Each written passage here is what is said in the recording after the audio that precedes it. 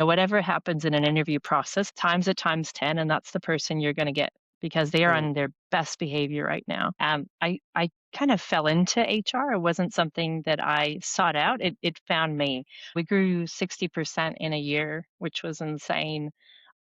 To be honest, I think that kind of growth is really hard. You can say all the nice things, but if you promote somebody who treats people poorly, like that is part of your culture. I think it's helping leaders make better decisions, like making the hard decisions faster. Welcome, Teresa, and congratulations on making the final 12 of the HR Influence Awards for 2026. What a great achievement among so many worthy and well-rounded nominees. Well done, and thank you for being with me here today. Thanks so much for having me. So for those who are interested, Teresa has built the people foundations that startups typically forget until it's too late. After leading transformation at fintech company Grow Inc., helping to scale headcount to almost 500 employees, Teresa has founded Culture Pilot Co., a consulting business that works with companies at their most critical growth point. So, Teresa, let's jump straight in. Tell us about your career journey. You've gone from leading the people function inside growth companies to founding your own consultancy. How did that evolution happen? Yeah, it was quite organic, and I would say I kind of fell into HR. It wasn't something that I sought out. It found me.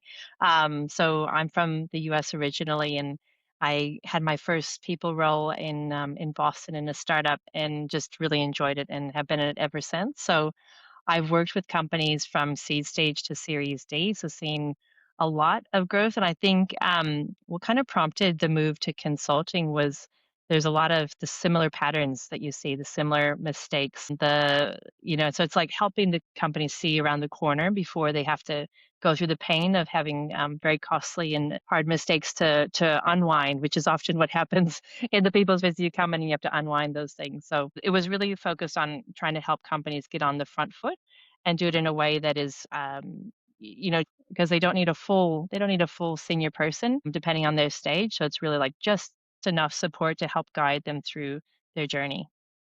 And so you said you started out in the US, major transition here to Australia. Have you noticed any differences between how the US runs HR companies and how Australians do it?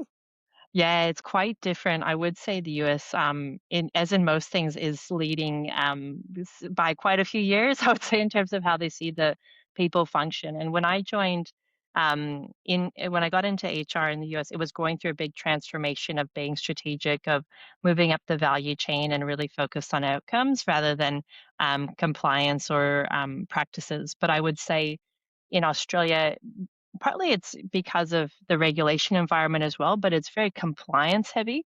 And a lot of people have grown up in their career in Australia, like that's what you know, because that's what you need to cover. And so it's that compliance and regulation. And so I think there's a lot of work to be done around that value creation. And there's a lot of talk around, earning the seat at the table. And it's really actually business acumen. And a lot of HR leaders and just HR professionals needing to understand their businesses really well. And that's how you get to have that strategic view and that strategic influence. So yeah, it's Interesting though, right? Because, I've had a fair few of these interviews so far, and I think all of the interviewees kind of circle around the same topic, which is around understanding understanding the business acumen, and specifically also people data, being more of that expert around understanding the analytic side of things of people. So do you think that plays a really important role in terms of driving the business forward and that commercial acumen as well? absolutely. I think HR data, well, a lot of times people tend to make their cases based on hunches or intuition or maybe a bit of information. So I would say that there is a lack of maybe even understanding the data that you have. Actually, HR has an enormous amount of data, but we don't always know what to do with it, or it's not clean data, or it's not complete data. So there's a lot of work to be done because ultimately you need to be making your case based on facts and evidence rather than on intuition.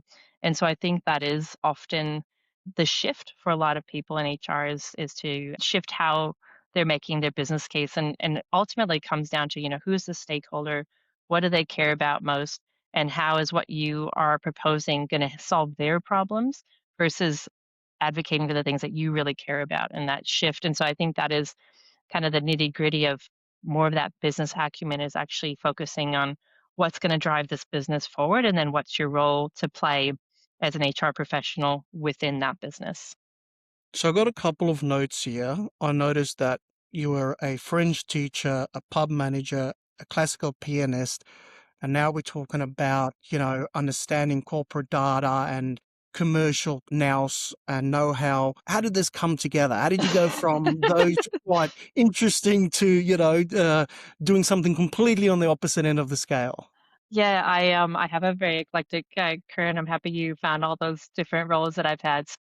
I actually I did my bachelor's in French, and I was always interested in other languages and cultures. And I think the reason for that is by learning another language, it changes your worldview and the things that you kind of assume are standard or everyone thinks the same way. You actually can go into another culture and another language, and it's totally different. And I think actually that is a thread of this interest of the cultural nuances depending on businesses.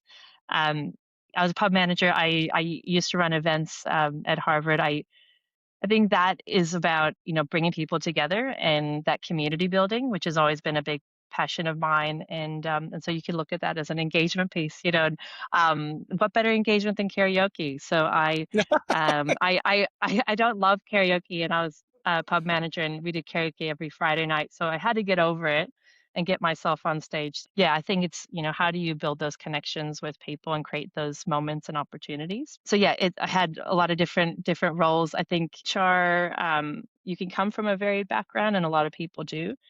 For Mm, me, it was really focused on the organizational behavior component was really interesting in that cultural pace. I think people are inherently interesting.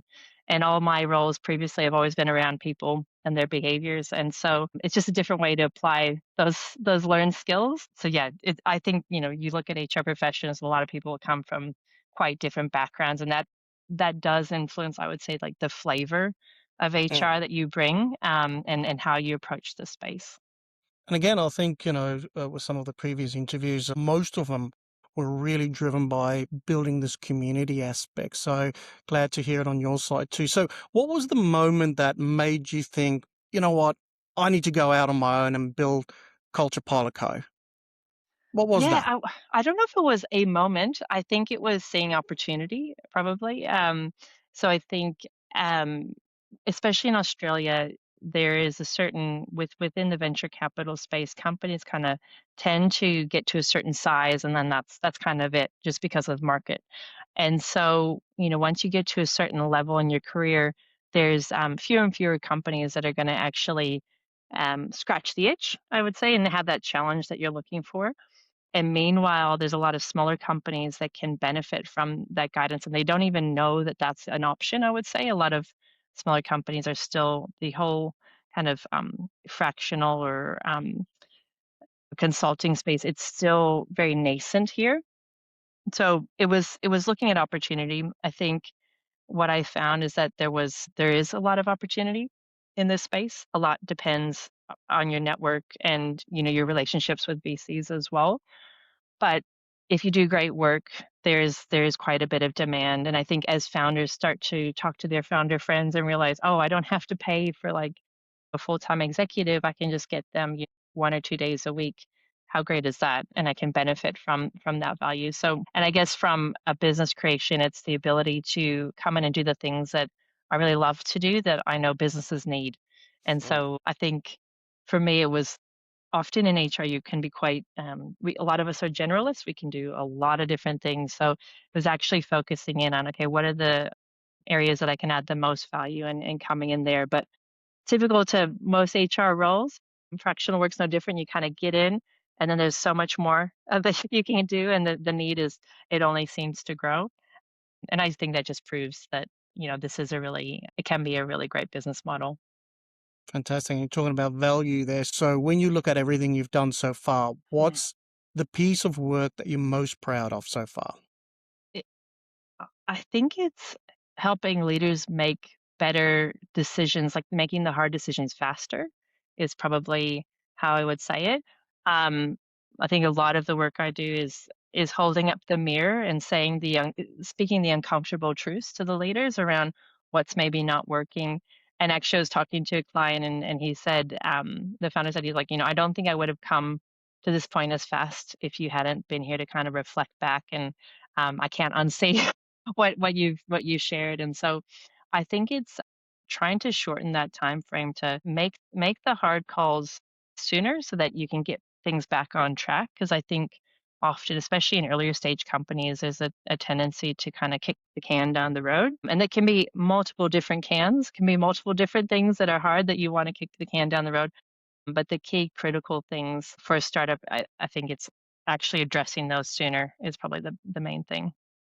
So, at what point do you think that, from your experience, it's easy to make a really quick decision, but a really wrong decision, right? So, at what point do you feel like you back yourself, or you've got the right information or the right data to be that right hand person to the founder, to the CEO?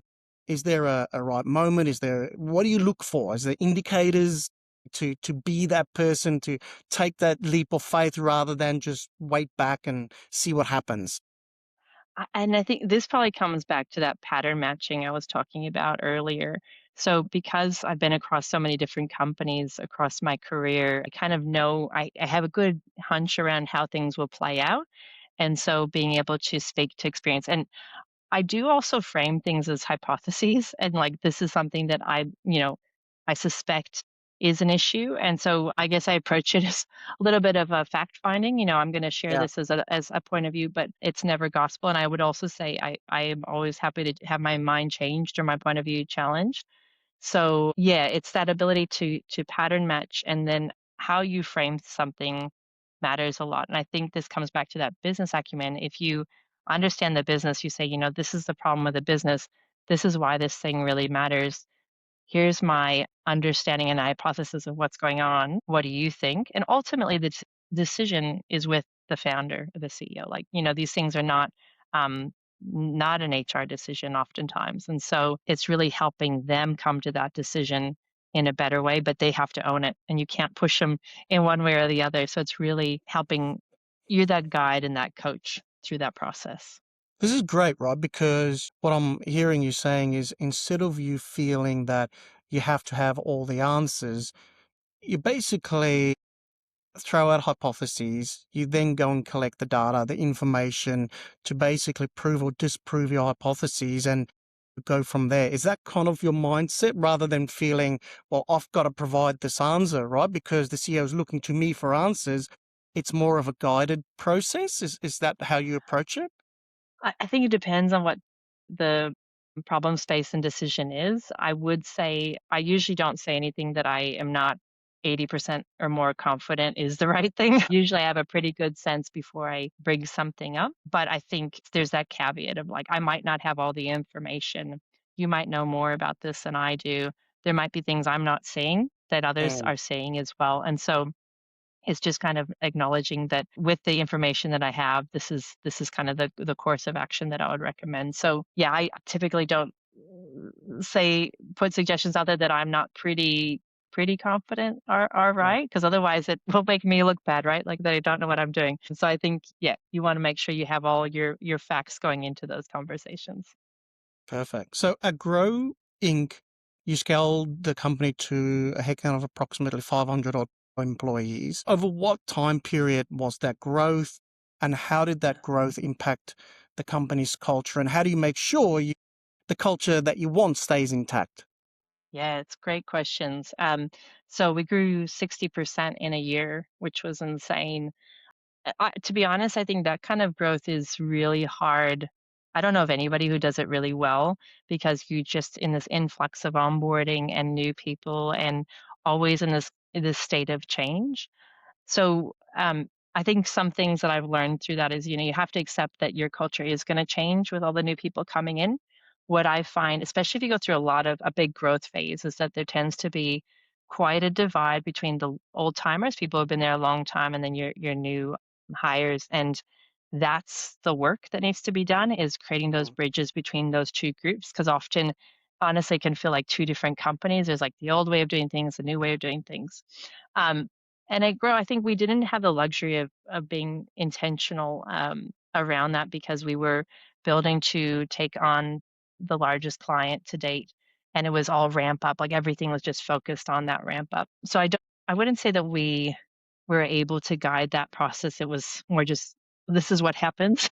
This is what happens when you hire that many people. And this is kind of the challenges that you have.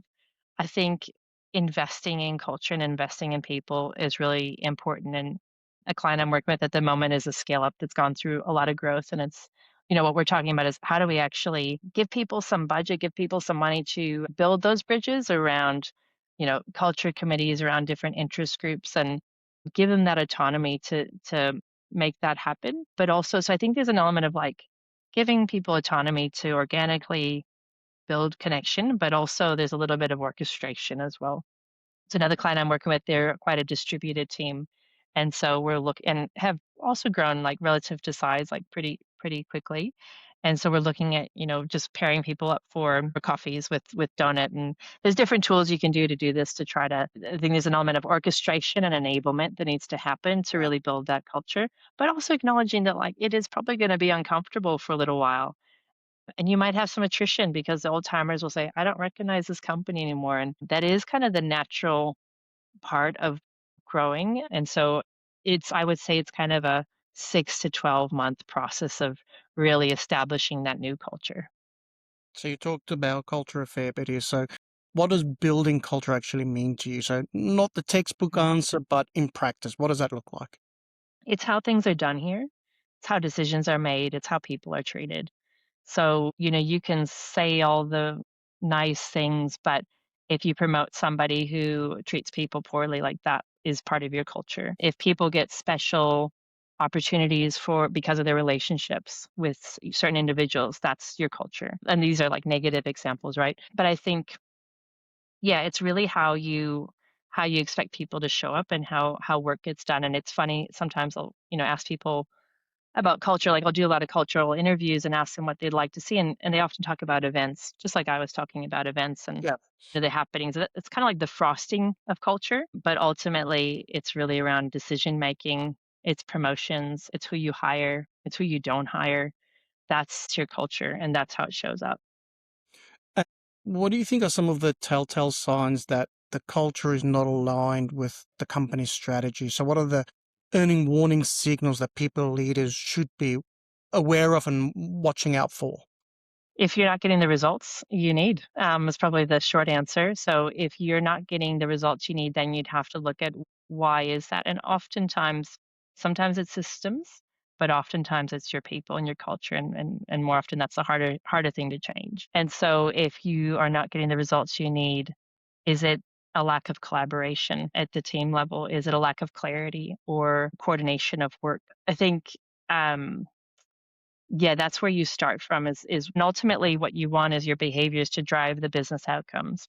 And this kind of gets into the value space. But if your values are not orienting people to behave in a certain way, they're kind of worthless. They're not Mm, helping you get your business outcomes. And ultimately, that's the goal. And so I think a lot of times people like see those as two very different things, and values and mm. business outcomes are somehow divorced, but they're absolutely interconnected. So yeah, look at start at your business outcomes, and then you do kinda have to do a bit of a diagnostic, and it is always different, but, oftentimes what it is you don't have the right skills or right behaviors in your leadership. That's often a key thing that's happening, or at least in some areas of the business.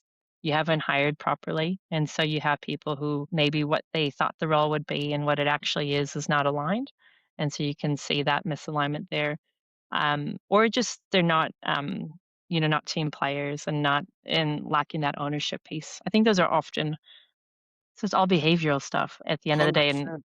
again, that's how you, because if you have those things in place, you can overcome the system challenges, you can overcome the setbacks with clients. It's really on the other stuff that's much harder to fix. So tough question for you. Have you ever made a bad hire? And if so, what did that teach you about people and culture? Yeah. Yeah, I definitely made a bad hire.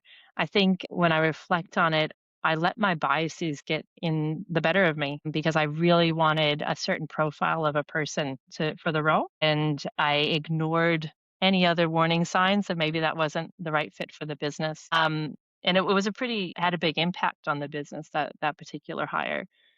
What did it teach me? I think the things I always say to other people when they're hiring is listen to yourself and don't overlook the warning signs and the warning flags that you have.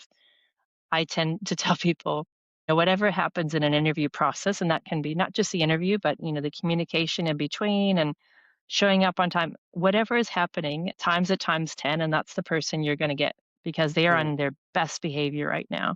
So if they are talking over you or they don't ask you a single question, they are never gonna do that when you're working with them. I think it's paying attention to those signals.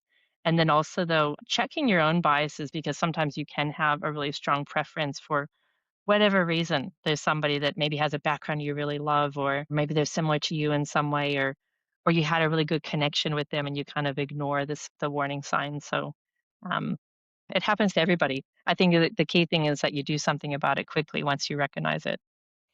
Sometimes the old pub test, right, is, Teresa the kind of person I could, see having a drink with after work. If so, you're hired. So yeah, it's really easy to fall into that trap, hiring people just like yourself, or like you said, characteristics that you really like or that gels with you. Absolutely. One thing you said that I thought was really on point and really interesting is multiply the effect by 10, because how someone prepares for an interview as well, it could be a real indication of, well, this is high stakes. So in someone's career, there's probably not as higher stakes than asking for a pay rise, or a promotion, or going for a job interview. So if you can't be bothered to prepare for a job interview, well, can you be bothered to be prepared for work kind of mentality, right? Mm, absolutely. So what advice would you give people leaders about navigating diverse personalities? Because really what we've been talking about is behavior, we've been talking about psychology, we've been talking about personalities. So diverse personalities in organizations, whether that be from the exec down to the front line, what advice would you give people leaders? If you're dealing with diverse people, you can't change people. All you can do is adjust how you interact with them. So I would say you have to understand your audience and understand what they care about, what concerns they have, and adapt accordingly. And I think the best HR leaders do know how to adapt their messaging to the appropriate person. There's a lot of differences, and like there's a lot of, especially in kind of entrepreneurs, there's a lot of neurodivergence as well. And so just understanding that that is a component. And so sometimes you can be pulling your hair out because a founder is doing something. It's like actually that might be related to neurodivergence, and so understanding a bit of that can be really helpful as well. Just understanding like what they might be experiencing and how you can best support them. I think though with all of that being said, you have to decide like how much you want to adapt how you are working, how you're speaking to the people, and so I think that's a personal call in terms of how you wanna navigate those differences 'cause, I think some things can be just a minor tweak, but some things can actually be quite taxing for you personally if you have to, like, dramatically alter how you're working with different individuals. And then at the end of the day, you have to ask yourself, is that sustainable for you in terms of the energy that it requires on your part? So those are some things I would think about. I think it's really that empathy is key, understanding what's going on for somebody else. And I actually one CEO I worked with, he had a great saying. He said, "Just assume you don't know. Assume you don't know what's going on." And I really like that. So just going in with whoever you work with, assume you have no idea what's going on in their life and why they're behaving in a certain way, and I think if you bring a lot more curiosity, you tend to have less frustration and a greater understanding, and you also have a greater opportunity to get to a good place with that person. Couple of things that you've just said that I think really resonates with me is embracing the differences, right? So, different personalities bring different qualities. But I think something that you've said earlier and that you've just mentioned here is those differences are fine and can work really well and can actually be a value add to what you're trying to achieve, as long as we're all facing in the same direction, right? So we're not saying, everybody needs to be the same. But what we're saying is we accept behavioral personality differences, individuality, but we all have to be facing the same direction, trying to get that same North Star. Would that be a fair assessment? Yeah, absolutely. And I think you always come back to that we're all working towards the same goals. And so you work through those differences because you want to all make something great together, ultimately, hopefully. And so finally, if you could go back in time and you could stand with your younger self, what are the three pieces of advice you would give your younger self about HR, about work, about people, about culture? What would that be? One thing recently I've really embraced is the serenity prayer. So, and it's kind of what I was alluding to earlier, but understanding, what can you change and what can't you change, and understanding the difference. And so I think in particular in HR, we touch so much the organization, but oftentimes things are not in our direct control.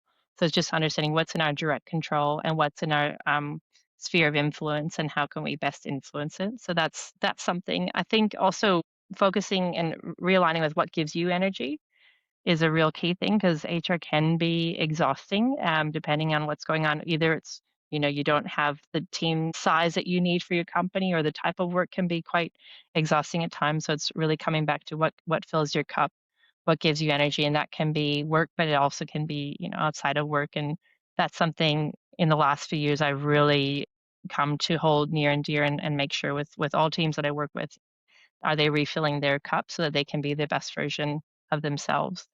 Those are probably, like, the 2 big pieces of advice.